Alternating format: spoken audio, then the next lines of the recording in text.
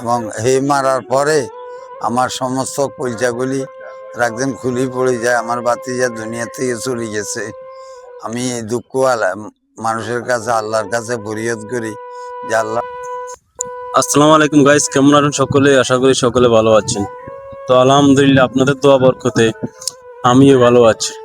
আচ্ছা কাকা, ওই দিন কি বিষয় নিয়ে আমরা কথা বলছি? আপনার যে বাতিজা মারা গেছে, অনেক কথা বলতে আছে নাকি আমি নাকি মারা গেছি, বুঝেননি?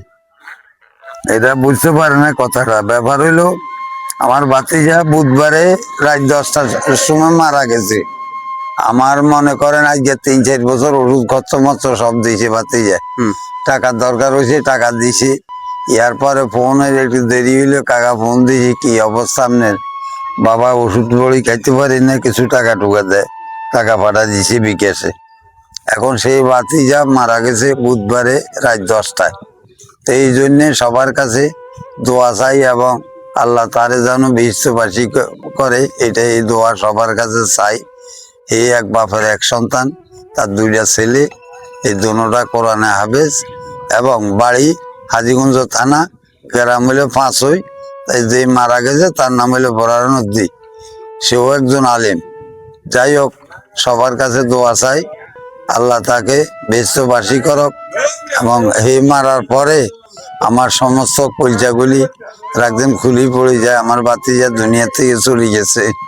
আমি এই দুঃখ মানুষের কাছে, আল্লাহর কাছে ফরিয়াদ করি যে আল্লাহ তুমি তাকে হেফাজতে রাখো এবং তাকে বিশ্ববাসী করো আল্লাহ।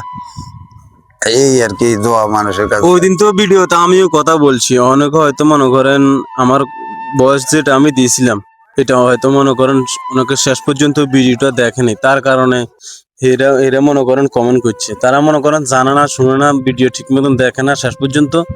এরপর হুদ কমেন্ট একটা করি, আমরা বাটপারি করি, আমরা সিটারি করি। এই কারণে মনে করেন এই ভিডিওটা করার উদ্দেশ্য আজকে। আমি তো ওই দিন কথা বলছি ভিডিওতে, তাহলে এরা মনে করেন শেষ পর্যন্ত ভিডিওটা দেখে নাই, ঠিক আছে নি? ভিডিওতে আমি বয়স দিছি না, আপনার সাথে তো আমি কথা বলছি। তো এরা যদি শেষ পর্যন্ত ভিডিও নাও দেখে, তাহলে তো এরা মনে করবে না একটা বুঝবো কি এরা কমেন্ট করছে আমি নাকি মারা গেছি, বুঝেননি?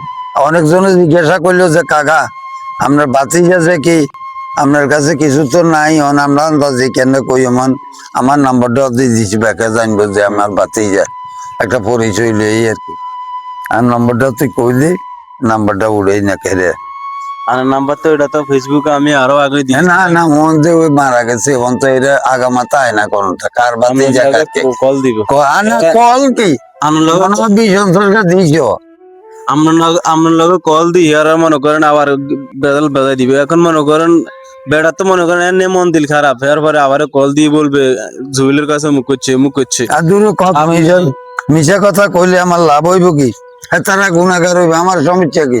আপনি ওইরকম মানুষের কথা বিশ্বাস করি না না, বিশ্বাস না কইলো যে কাকু কে আপনার বাতিজা নাকি অন্ত আমরা পরিচয় পাই না, মোবাইল নম্বর দিলে না আপনার কাছে বিস্তারিত আলোচনা করতে চাইতেন। তখন না কইছে ঠিক আছে, আবার ভিডিও করলে যদি ভুল হয়ে থাকে তারপর বিল সমস্যা না। আমি যত এখন ভিডিও করছি আশা করি সকলে বুঝবো।